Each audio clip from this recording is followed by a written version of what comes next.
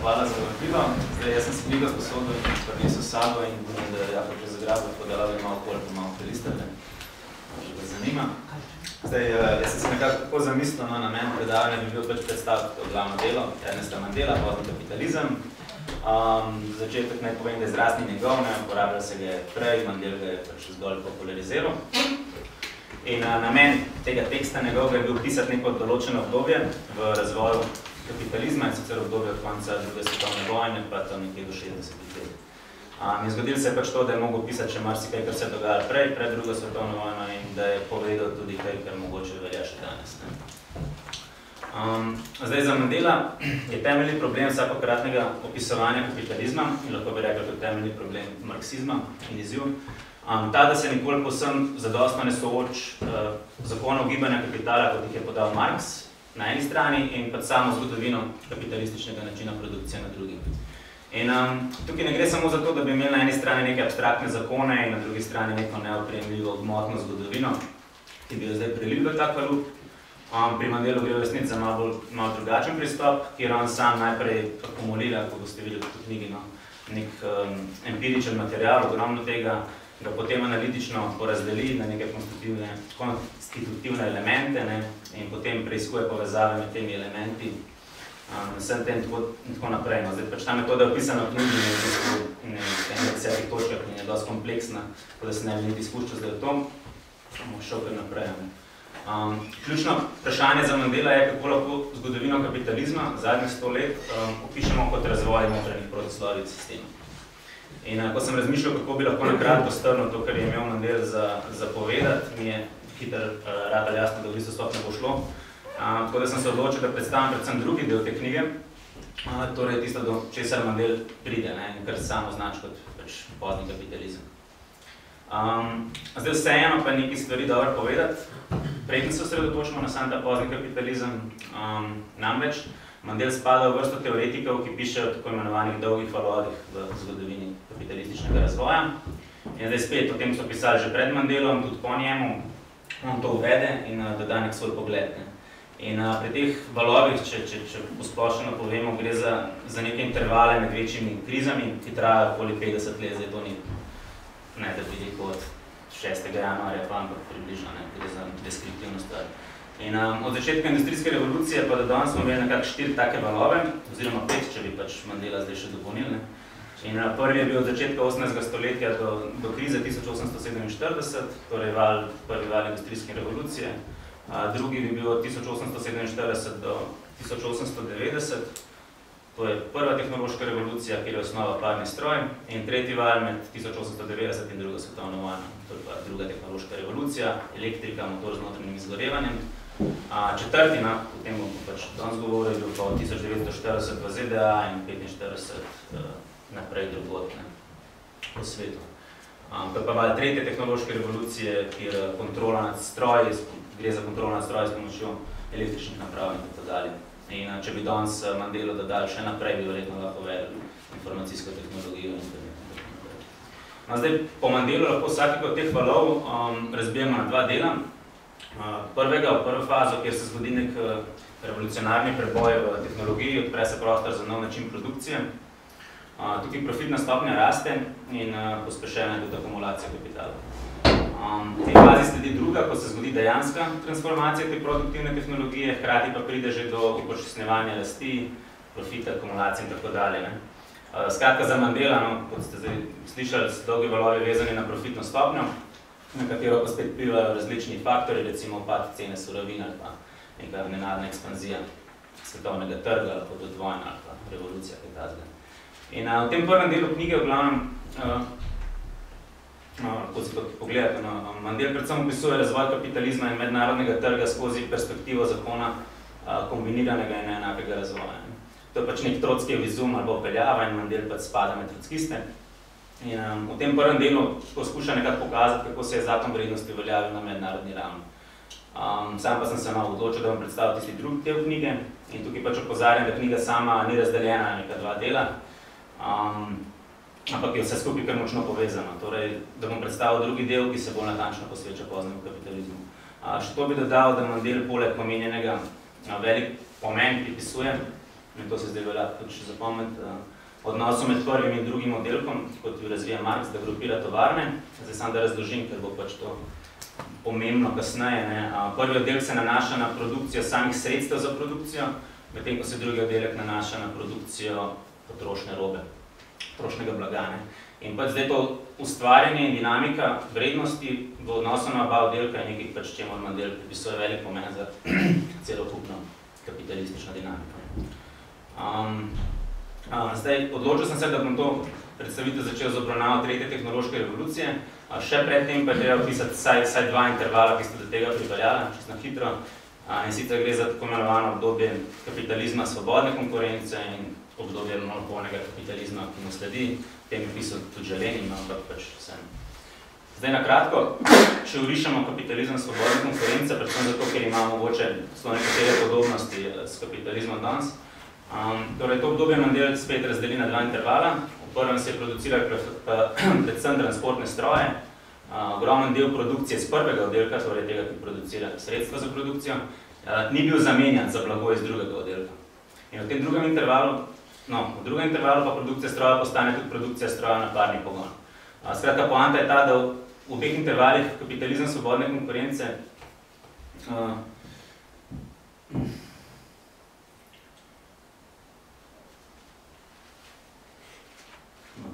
sem malo zatip počin.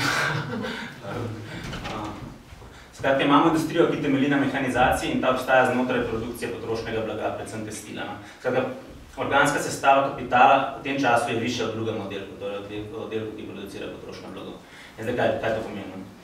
To pomeni, da je trajalo v bistvu kar precej časa, da se je strojna produkcija v prvem oddelku sploh začela in naknadno, da je celoten svet ciljil na povečanje produkcije v drugem oddelku, torej na produkcijo blaga. In po Mandelu nam to pojasni dve stvari. Prvič, zakaj se je v nerazvite dežele izvažalo predvsem potrošno blago, in drugič, zakaj je bil to dejansko kapitalizem svobodne konkurence. Namreč potreben je bil nek res minimalen kapital, da je nekdo vstopil v sektor produkcije potrošnega blaga, kar je samo pri sebi preprečeval nastanek monopolov, oligopolov in tako naprej. In danes mogoče lahko to predstavimo na obliki aplikacij, ki tudi lahko vsak razvija in tako naprej. Zgodi se seveda ta preobrat, parno produkcijo v prvem oddelku nadomesti produkcija na električni pogon, da organska sestava kapitala v prvem oddelku začne rasti skupaj s fiksnim kapitalom in začne se transfer vrednosti iz drugega v prvi oddelek. No, to pa spet pomeni stagnacijo, ker se vrednost ustvarjena v prvem oddelku ne more vrednotiti in tako naprej. Zgodila se je tako imenovana prekomerna produkcija, preko produkcija v drugem oddelku, torej v oddelku produkcije blaga in premik k imperializmu. Zdaj Zahod ni več izvažal potrošnega blaga, ampak kapital, kar pa avtomatično pomeni začetek nastanka kapitalistične svetovne ekonomije. Zdaj, Mandel skozi analizo dinamike med oddelkoma pristopa k nekemu zgodovinskemu razvoju. In če za trenutek samo ostane še pri tem monopolnem kapitalizmu, do katerega pač pride, kapitalizem svobodne konkurence. Zdaj, rekli smo, da je kapital masovno penetriral prvi oddelek, torej oddelek, kjer se producira sredstva za produkcijo. In konkurenca med kapitalisti je rasla, kar je pomenilo, da jih je ogromno propadlo in tako je pač ostalo neko omejeno število podjetij. Zdaj govorimo o koncu 19. stoletja med 70. in 90. leti, ko se je zgodila stagnacija, prišlo je do nastanka monopolov v novih vojah industrije, železnice, elektrika in tako naprej. In zdaj Mandel tukaj govori o drugi tehnološki revoluciji, ki se zgodi med leti 1893 in 1914 v času pospešene akumulacije kapitala. Po prvi svetovni vojni sledi stagnacija, ki traja vse do začetka druge svetovne vojne. Ta stagnacija je bila posledica padca profitne stopnje, kar je popravila šele vojna, na to pa so vplivali tudi drugi dejavniki, recimo pač kontrakcija svetovnega trga, Rusija je izpadla iz globalne ekonomije in tako naprej. Zdaj, če se vrnemo k tej drugi tehnološki revoluciji, neposreden učinek je, da je bil odvečni kapital začel ponovno penetrirati v drugi oddelek. Prvi oddelek je potem bil v krizi, in s to krizo se jo razrešuje tako, da se pač išče poraz kot vedno v presežni vrednosti, tako kapitalizem vedno razrešuje krize. Odraz tega je bil v tem primeru fašizem in vojna. Hkrati se je iskalo takojšnje ovrednotenje presežnega kapitala s ponovnim oboroževanjem, pa nadalje poskus znižanja cene konstantnega kapitala, kar je pomenilo, da je kapital penetriral sektor surovin, mineral, kmetijstvo in tako naprej s pomočjo tehnologije. Skratka, profitna stopnja s časoma spet raste in rezultat je ta, da tretji val, do katerega sem pač skušal zdaj čim hitreje priti in trajal 1940, kot sem rekel naprej. No, skratka, to je rezultat, ta tretji val. In zdaj za njega je pa značilno, da ima poleg potrošnega blaga narejenega stroji, kot v 19. stoletju, in pač stroji narejene stroje, kot v sredi 19. stoletja, tudi stroji narejene surovine in hrane. In s tem dolgim valom so prvič v zgodovini v bistvu vse industrijske panoge dokončno industrializirane. Gre za tako imenovano mehanizacijo sfere cirkulacije nadstavb. Zgodi se tudi splošna izenačitev povprečne produktivnosti dela v najbolj pomembnih segmentih produkcije. Popolna avtomatizacija v masovni produkciji in povečana izenačitev povprečne produktivnosti dela pomenita predvsem dvoje. Prvič, regionalne in mednarodne razlike ne nudijo več glavnega vira za realizacijo ekstra profitov. Zdaj so pač to sektorji in podjetja, in to je v bistvu sektorji in podjetja. In drugič, sproži se nek permanenten pritisk, in to bo v bistvu še najbolj pomembno, za pospešitev tehnoloških inovacij. Začel se je lov na tako imenovane tehnološke rente, ki so v resnici pač zgolj ekstra profiti, ki izhajajo iz monopolizacije tehničnega napredka. Mimogrede, če bomo še omenil pač ta termin ekstra profit, Mandel ga uporablja, tudi Marx ga je, pa Lenin kasneje. Gre skratka za profit, ki je ustvarjen prek monopola, ni pa nujno, so še druge definicije, pač ogromno tudi nekih kritih tega pojma in tako naprej. No, in če se zdaj obrnem k tej tretji tehnološki revoluciji,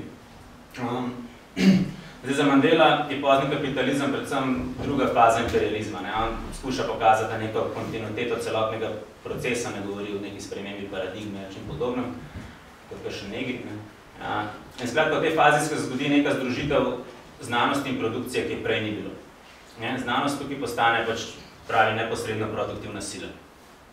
In zdaj iz ekonomskega vidika Mandela razloči nekaj glavnih značilnosti te tretje tehnološke revolucije, ki bom pač zdaj prebral kar po točkah, čemu sem se sicer hotel izogniti, ampak pač ta knjiga je polna teh schematizmov. Skratka, prvič, kvalitativno povečanje organske sestave kapitala, to je menjava živega dela z mrtvim, polna avtomatizacija. Drugič, sprememba fokusa tistega živega dela, ki še ostaja iz procesov produkcije v obdelavo surovin in nadzorne funkcije. Ko se še vedno ohranja vrednost po Marxu oziroma ustvarja. Tretjič, radikalna sprememba v deležu med obema funkcijama blaga delovne sile v avtomatiziranih podjetjih. Četrtič, radikalna sprememba v deležih med ustvarjanjem presežne vrednosti znotraj podjetja in apropriacijo presežne vrednosti sproducirano v drugih podjetjih. To je kar dolgočasno, pa zdaj te zadnje tri točke so bolj pomembne. Šestič, skrajšanje produkcijskega časa in skrajšan obratni čas kapitala. Pa nadalje prisila in težnja tehnoloških inovacij, porast v stroških raziskovanja in razvoja. In nazadnje pač krajša življenjska doba fiksnega kapitala, posebej strojev, o tem bom kasneje malo več govoril. Torej, planiranje produkcije in programiranje ekonomije kot celote pridejo do ospredja. Zdaj, bistven problem tretje tehnološke revolucije je razlika med delno in polno avtomatizacijo. To je nek prispevek modelov, ki se mi zdi aktualen še danes. Skratka, medtem ko delna avtomatizacija procesa produkcije še vedno pač omogoča ustvarjanje relativne presežne vrednosti, pa polna avtomatizacija pomeni, da presežna vrednost neha rasti, kar bi posledično pač pomenil tudi konec kapitalizma. In za Mandela je zato pomembna konfrontacija med polavtomatizacijo in avtomatizacijo. Zdaj, avtomatizacija nikoli ne more pomeniti konstantne kvantitete produktov, pa zlomi se produkcija, ki temelji na menjalni vrednosti. Torej mora kapital po svoji naravi avtomatizaciji postavljati neko omejitev in odpor. In logičen sklep je, da kapitalistični način produkcije torej ni absolutna forma razvoja napredka, ker na neki točki pride protislovje z lastnim napredkom. In gre za notranje omejitev kapitalističnega načina produkcije, ki pač leži v dejstvu, da masa presežne vrednosti sama nujno izgine kot posledica eliminacije živega dela iz procesa produkcije, tekom pač te zadnje etape avtomatizacije. Kapitalizem torej, če ponovim, je nekompatibilen s popolnoma avtomatizirano produkcijo in sicer zato, ker le ta ne omogoča kreacije presežne vrednosti ali pa uvrednotenja kapitala. Vidite, tako avtomatizacija po eni strani nosi potencial za razvoj materialnih sredstev produkcije, pa osvoboditev človeka, če se tako izrazim, po drugi strani pa predstavlja nenehno grožnjo delovnemu mestu in dohodku, povečuje negotovost delavcev, povzroča masovno nezaposlenost, kar je po mojem danes izredno pomembna poanta. Če grem na naslednjo točko, to sem že omenil, nekaj bi rad povedal o fenomenu tako imenovanega skrajšanja obratnega časa fiksnega kapitala. ker zveni grozno, ampak niti ni tako. To je ena od bistvenih značilnosti poznega kapitalizma in posledica nenehnega iskanja tehnoloških inovacij in vlaganja v raziskave in razvoj. Zdaj, preprosto povedano, to pomeni, da se stroji menjajo za nove stroje bolj pogosto, zaradi pritiskov, ki jih povzroča iskanje profita. Zdaj, kaj to pomeni? Po eni strani, da se podaljša obdobje za priprave in eksperimentiranje za določene procese produkcije, po drugi strani pa zdaj tovarne zahtevajo veliko večje kapitalske investicije. Sama produkcija postane veliko bolj riskantna.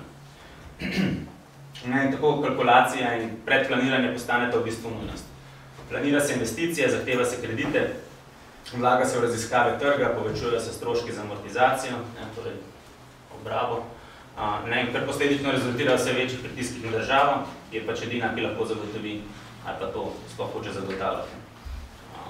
Zdaj nastane pritisk, da profite zagotavlja država, kar je danes osnova v bistvu Keynesovskih politik, ali pa v bistvu danes tako rečemo post-Keynesovskih. Hkrati se povečuje konkurenca med podjetji, ki začnejo ciljati ne zgolj na kratkoročni profit, ampak tudi na dominacijo na trgu, delež, tržni delež, prepoznavnost znamke in tako naprej. Hkrati pač je treba omeniti, da obstaja ogromna razlika med planiranjem v podjetju in planiranjem ekonomije kot celote. Plani podjetij temeljijo na nekih projekcijah, hkrati pa so kot omenjeno v konkurenčnem odnosu, to spet pomeni pritisk na državo. Gre za to, da vedenje, ki je racionalno za posamezna podjetja, vodi v iracionalne rezultate v ekonomiji nasplošno.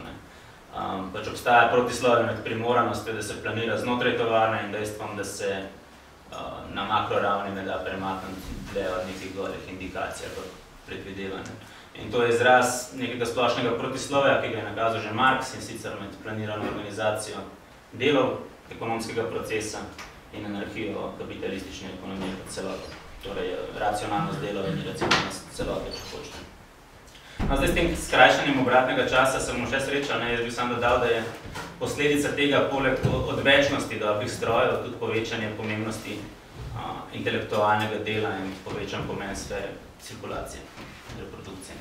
Zdaj naslednja značilnost, ki sem jo vključil noter, je povezana prav tako s tehnologijo, gre za pospešitev tehnoloških inovacij.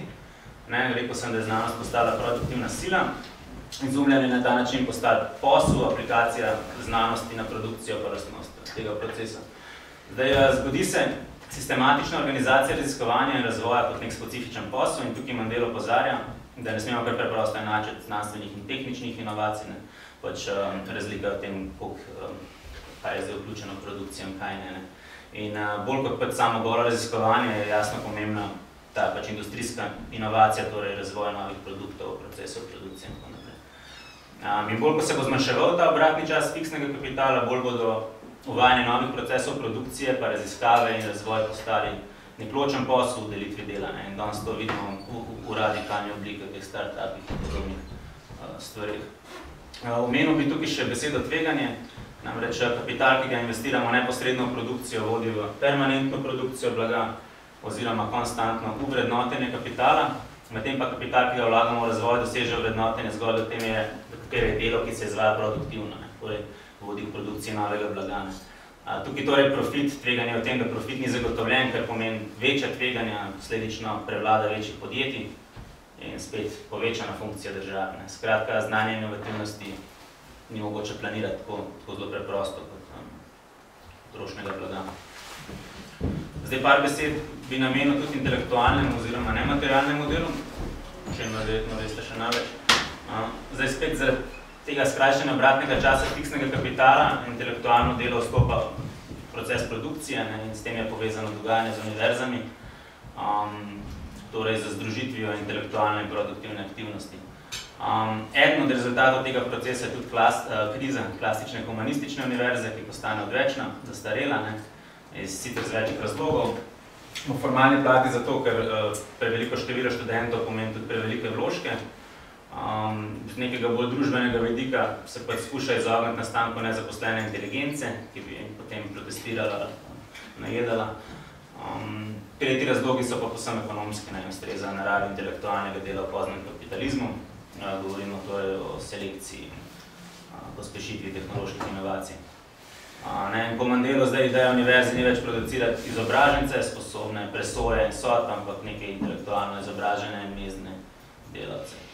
In tukaj bi mogoče bilo potrebno Mandela spet malo korigirati, tekst je vendarle 40 let, sploh če bi zagovarjali, da smo na nek način spet v obdobju kapitalizma svobodne konkurence, ker so ljudje vendarle sposobni presoje in sodb, ampak pač znotraj določenega okvirja. Omeniti treba še to, da obstaja neka iluzija svobodne izbire, ko govorimo o masovnem vstopu posameznikov v sektor raziskave in razvoja. Tukaj ideologija išče področja, kjer se mladina nekako pelje v ta razmislek o znanosti in tehnologiji, prek medijev, igric in tako naprej. Po drugi strani pa obstaja spet neka generalizirana potreba po univerzitetni izobrazbi, ki je v konfliktu s poskusom buržoazije, da bi podredila produkcijo intelektualnih veščin procesu vrednotenja kapitala. Kapital namreč ne potrebuje pač ogromno intelektualnih delavcev, ampak pač neko omejeno število specialistov. Torej spet na koncu pride do protislovja med rastjo po Mandelu, posod ta protislovja, torej med rastjo znanosti in družbeno potrebo, da se jo prižene do maksimuma na eni strani in na drugi strani pač intenco, da se je znanosti naredi ujetnico transakcij profita. In to je oblika splošnega protislovja med razširjanjem družbenega bogatstva in osiromašenjem dela, ali pa odtujitvijo, če hočete. In hkrati je čezdalje težje, kar nedvomno tudi sami občutite, čezdalje težje ločiti znanost kot obliko materialnega bogatstva od znanosti, ki je pogoj neke revolucionarne zavesti. Zdaj, ker stroške izobražbe načeloma pokriva država z redistribucijo dohodka in ker hkrati izobraževalni sistem ne predstavlja polja, kamor bi kapital investiral neposredno, pride spet do novega protislovja in sicer med objektivno zahtevo po kvantitativnem povečanju sredstev za ta sektor in dejstvom, da pač mnogi kapitali ne želijo nositi stroškov ekspanzije, sploh ne na način, da se poveča neakumulirani del presežne vrednosti, torej davke. Zdaj Mandel je neko poglavje namenil tudi oboroževanju, ker je bilo malo bolj aktualno, takrat verjetno sem se odločil, da to preskočil, lahko potem kaj povemo o tem. Tukaj on uvede neko teoretsko inovacijo, kao še tretji oddelek, kjer se producirajo sredstva za destrukcijo, za vprašanje, kot je to smiselno ali pa legitimno. Skratka, naslednja točka, ki je pomembna, se mi vključuje mednarodna koncentracija in centralizacija kapitala. Če najprej pojasnim sam pojmo, koncentracija kapitala pomeni rast prednosti kapitala posameznih firm na podlagi akumulacije. Medtem kot centralizacija neko združevanje kapitalov, oziroma pač to pomeni, da se nekateri avtomatično odpadi, njihova redukcija.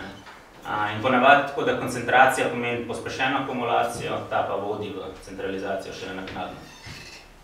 In načeloma je bilo v zgodovini tako, da je kontrakcija konkurence na domačih trgih vodila v zaostrovanje konkurence na mednarodnih trgih, slednje pa pogosto tudi vojno. Zdaj, poudariti pa je treba, da mednarodna koncentracija kapitala še ne pomeni tudi mednarodne centralizacije. Pomeni, da obstaja tekmovanje, ne pa nujno tudi neko združevanje kapitala ali pa nek konflikt. In še več, v bistvu pogosto so bili razni pogovori in sporazumi povsem dovolj in vprašanje je, če ga on z drugače načeli, a naj omenjal TTIP in tako naprej. Zdaj Mandel pravi, da tretja tehnološka revolucija pomeni preobrat zato, ker z njo mednarodna koncentracija kapitala postane tudi mednarodna centralizacija. Glavni akter pa postane multinacional. In on govori o internacionalizaciji produkcije, ki je ločena od realizacije presežne vrednosti. Centralizacija kapitala pomeni centralizacijo kontrole nad sredstvi za produkcijo, torej je v bistvu centralizirano privatno lastništvo. Začitno je, da pomembno tudi vprašanje odnosa med samo nacionalno državo in mednarodno organizacijo, oziroma točno mednarodno centralizacijo kapitala. In Mandel je podal 3 možne forme tega odnosa. Zdaj, tukaj je Mandel zanimiv predvsem zato, ker je marksizem dosti šibek, kar se tiče mednarodnih odnosov in teorij mednarodnih odnosov, vsaj za mene. Skratka, 3 forme tega odnosa med nacionalno državo in mednarodno centralizacijo. Prvič, ko mednarodna centralizacija kapitala spremlja ekspanzija moči ene same države, to imamo recimo na primeru ZDA pa ameriškem imperializmu. Drugič, mednarodna centralizacija kapitala, ki jo spremlja razkrajanje moči različnih nacionalnih držav in nastajanje neke nove federalne države. To je lep primer tega Evropska unija. In tretjič, kjer je pač odnos med mednarodno centralizacijo kapitala in državo povsem indiferenten. To pomeni, da je enostavno multinacionalkam vseeno. Zdaj, Mandel tudi dodaja, da bo kapital malo potreboval nekaj močnejšega, kot je nacionalna država. In on se pač poigrava takrat s tem vprašanjem, kaj bi to lahko bilo, no, in čisto na hitro vidi spet te 3 opcije predstavljamo, spet zato, ker ponavadi, kadar se marksisti ukvarja z mednarodnimi odnosi, pride do raznih nebulosti, tako da so te špekulacije na nek način zanimive od Mandela same. In spet so 3, skratka, prvič pravi superimperializem, kjer bi ena država tako močno prevladala, da ji ostale postanejo praktično kolonije. In tukaj na dolgi rok seveda težko govorimo o vojaški premoči, ključno je predvsem, kot sem rekel, lastništvo, kontrola nad produkcijo in tako naprej. Druga opcija bi bila ultraimperializem. Tukaj je mednarodna združitev kapitala tako napredovala, oziroma bi, da je nemogoče kakršnokoli nacionalno ločevanje lastnikov kapitala. Kapitalisti so tukaj postali indiferentni do nacionalnih dejavnikov, izginejo tudi nacionalni ekonomski cikli. In skratka pač multinacionalke prerastejo svetovne države. In tretjič, interimperialistična konkurenca. No, tukaj pa manjše število imperialističnih velesil so obstaja. In zdaj pravi, da se tukaj združitev kapitala zgodi na kontinentalni ravni, hkrati pa se kao zaostri medkontinentalni konflikt, in on pač podpira ta model in verjetno je še najbližje temu, kar gledamo danes. Dobro, tisto, kar je pač še treba dodati s to mednarodno centralizacijo kapitala, je dejstvo, vse po moje, da se težave, ki so povezane s tem procesom, lahko rešuje zgolj na račun delavskega razreda. Zdaj, naslednja točka, ki je prav tako pomembna, je ekspanzija storitvenega sektorja, ki se po moje jemlje premalo zares. Gre za predvsem ekspanzijo storitvenega sektorja na zahodu. Zdaj pač te celotne zgodovine, povezane z nastankom, pač ne bom povzemal, ampak bom rekel samo to, da na neki točki razvoja kapitalizma pač pride do problema, da se kapital akumulira, ne more pa se ovrednotiti. To pomeni, da se del presežne vrednosti pretvori v dodatni kapital, hkrati pa ne pride do ovrednotenja, torej dodatne širitve tega kapitala. In zdaj pač iz tega razloga kapital prodira v sfere cirkulacije, reprodukcije in predvsem storitev. Zdaj, ta hipertrofija storitvenega sektorja ima več razlogov, dejstvo pa je pač, da se zgodi nekako takrat, ko se produkcija preseli na shod s tem procesom, ki ga poznate kot deindustrializacijo in tako naprej. In Mandel pravi, storitveni sektor v 20. stoletju, da storitveni sektor v 20. stoletju predstavlja menjavo med lastniki neproduktivnega kapitala na eni strani in lastniki dohodkov na drugi. In sama ta menjava pa vpliva na maso presežne vrednosti tako, da pomaga povečati samo maso presežne vrednosti, ker zmanjšuje obratni čas cirkulirajočega kapitala, to je kapital, ki kroži. In ker se ta ekspanzija storitvenega sektorja zdi kot nek homogen proces, pač Mandel spet nakaže nekaj protislovja, ki jih ta ekspanzija prinaša. V prvi vrsti treba omeniti nastanek in porast vmesnih funkcij, ki je deloma določen tehnično. Tukaj ima Mandel v mislih transport, distribucijo, vzdrževanje. Na drugem mestu potrebno omeniti tendenco k ekspanziji prodajnih stroškov, tukaj gre za marketing, reklame in tako naprej, in tudi potrošniških kreditov. Ta aspekt je za razliko od prejšnjega bolj družben kot tehničen. Izhaja pa iz težav povezanih z realizacijo. In tretjič, možnosti za razvoj kulturnih in civilizacijskih potreb delavstva, izobrazba, zdravstvo, rekreacija. Vse to se loči od čiste potrošnje blaga, to postanejo pa storitve.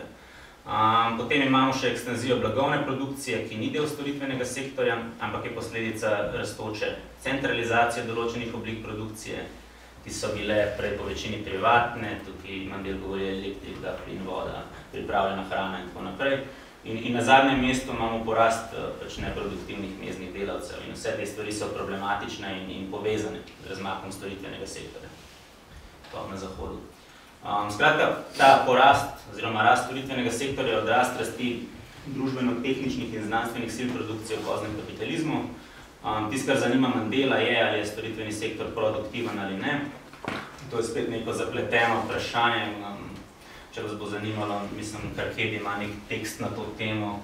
Vprašanje je tudi s tem, kako definiramo sam storitveni sektor v resnici. Predvsem to, da je logika poznega kapitalizma taka, da se delujoči kapital prevaja v storitvenega, tega se potem poskuša nekako naprej pretvoriti v produktivni kapital, torej te storitve menjati za blago. Naslednja točka, to spet bo zanimljivo grozno, ampak bom zelo hitro šel čez, je mehanizem permanentne inflacije. Še ena od specifik poznega kapitalizma. Skratka, to nekako postane pravilo s Keynesom, smo njegovo revolucijo v politični ekonomiji. Zdaj, seveda, kreditiranje se je začelo že prej, v 19. stoletju, ampak s keynesijansko revolucijo denar in depoziti postanejo tudi glavni vir inflacije. Zdaj, tako je danes permanentna inflacija, inflacija kreditnega denarja, po Mandelu. In torej, samo povišanje cen povzroča ta specifični bančni sistem in tiskanje denarja, ne pa povišanje plač. In namen tega mehanizma permanentne inflacije je prekinitev hitrega upada stopnje presežne vrednosti in profita pod pogoji relativno hitre akumulacije kapitala in relativno visoke stopnje zaposlenosti, povedano po domače, ko grejo stvari predobro, da bi bilo res kakšno inflacijo skrbi, da stvari ne gredo predobro. Najprava vloga te permanentne inflacije pa je prikrivanje upada vrednosti blaga, navidezna akumulacija blaga, zakrivanje porasta v stopnji presežne vrednosti in začasno reševanje problemov povezanih z realizacijo, z razširitvijo kreditov. Kar še lahko povemo inflacije, da sama po sebi ustvari idealne pogoje za upeljavo kreditnega sistema, sicer zato, ker lahko nekdo danes kupi kredit in ga kasneje odplača z devalviranim denarjem.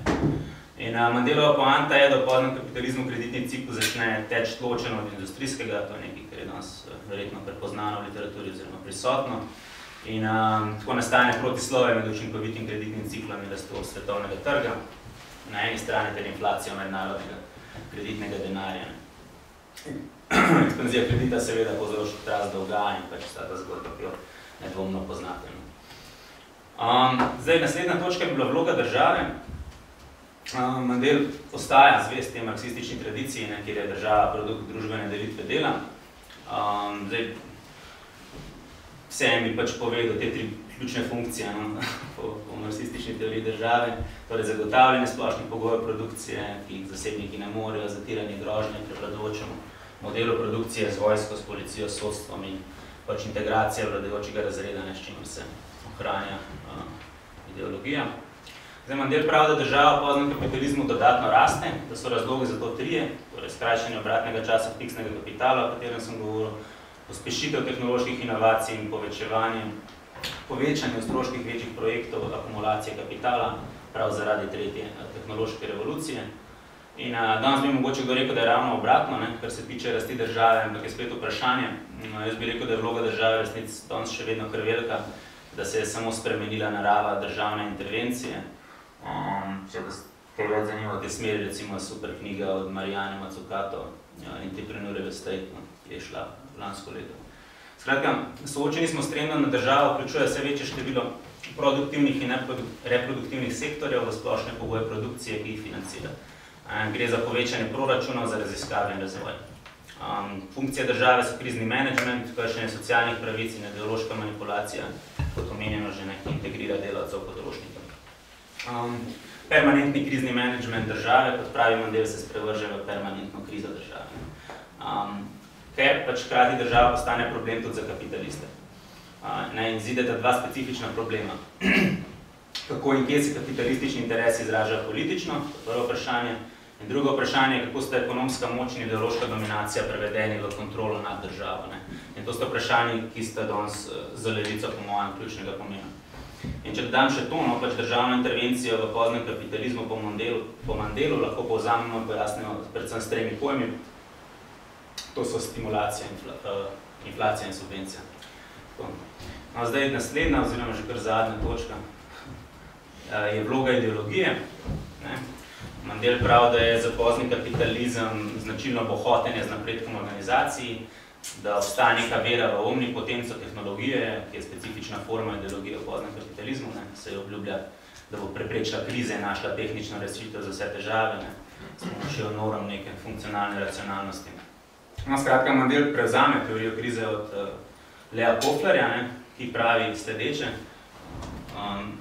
da je za ideologijo poznega kapitalizma specifično sledeče, da sta znanstveni in tehnični napredek postala avtonomna sila, da so tradicionalni nazori o človeku, svetu, zgodovini pozabljeni, da je prišlo do nekakšne deideologizacije, kar je posledica te tehnološke racionalizacije, neko razčaranje sveta povedalo, Tretjič, da obstoječi družbeni sistem mora obstati ravno zaradi te tehnološke racionalnosti, ki jo poseduje, da so mase nekako privolile v takšen svetovni red in kar se navezuje na to, da torej progresivno zadovoljevanje potreb s tehnološkimi mehanizmi produkcije in potrošnje, ki prav tako povečuje privolitev množico podrejanje in inkorporiranje.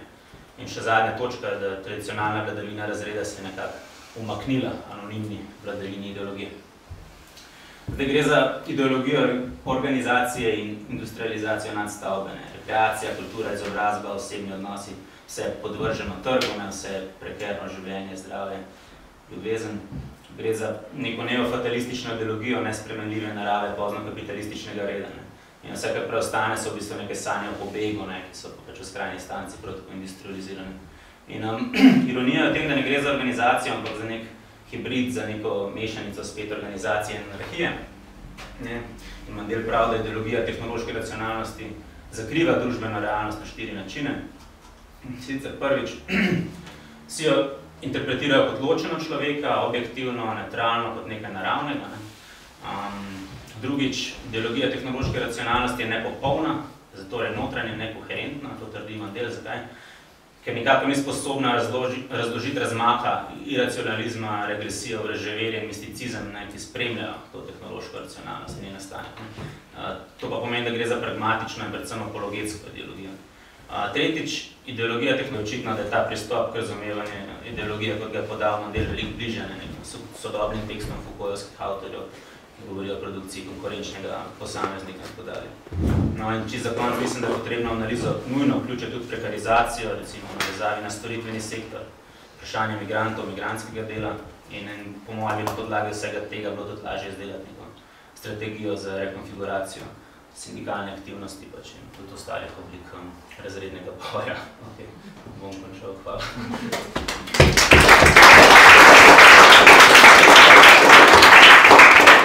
Če se dan namreč edina stvar, v kateri Mandel ne piše, je kultura. Niti besede ni v kulturi, no in to je zanimivo, ker sem to bila moja diploma in diplomiral sem iz estetike. Je pa Jameson uporabil izraz pozni kapitalizem prav po Mandelu. Torej, če berete postmodernizem oziroma spise, bo pisalo, da je postmodernizem kulturna logika poznega kapitalizma, v pombi pa bo pač Mandel. Kakšno vprašanje? Ja, no jaz znam, če Mandel v tej knjigi, pa tudi če ti mogoče veš, recimo, kaj so bili glavni razlogi, glavni faktori za padec profitne stopnje, recimo v poprvi svetovni vojni, v primerjavi z krizo v 70-ih, recimo. Ali so to bili, ne vem, ali to bila zasičenost trga pač v nekih ključnih sektorjih, ali kaj so bili ta glavni?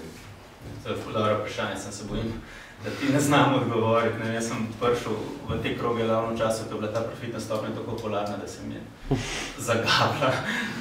Jaz sem prepričan, da Forlan bi znal odgovoriti, jaz težko biti, res žal.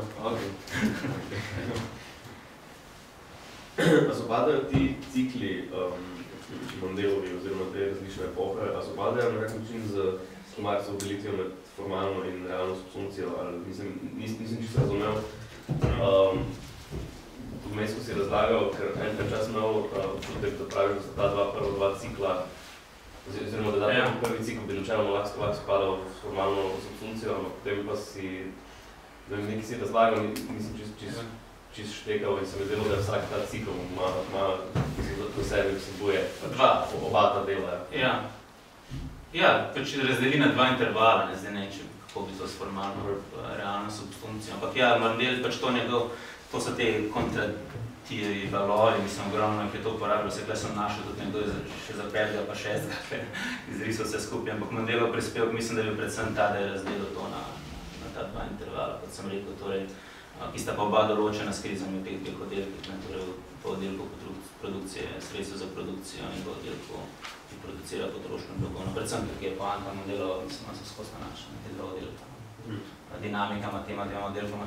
Mislim, to je, recimo, da je bilo to pomembno v času, ko je on to pisal ravno zaradi tega, ker so bile pač prisotne te teorije imperializma, Rosa Luxemburg in tako naprej, kjer je kapital rabil neko zunanjo instanco, da se pač ustvarila presežna vrednost. Mandela je pa hotel pokazati, da lahko tudi sistem kot totalen znotraj sebe vsebuje. Torej, to protislavno dinamiko, ki vodi krizo. Ja, meni se zdi zanimivo, da če pogledaš večino neoklasične ekonomske teorije, je v bistvu osnovana ravno na tej tehnološki, na predpostavki tehnološke inovacije, ne? Torej, da v bistvu ti lahko v dolgem roku zagotoviš gospodarsko rast konzumpcije in podobno zgolj za tehnološko inovacijo, ne?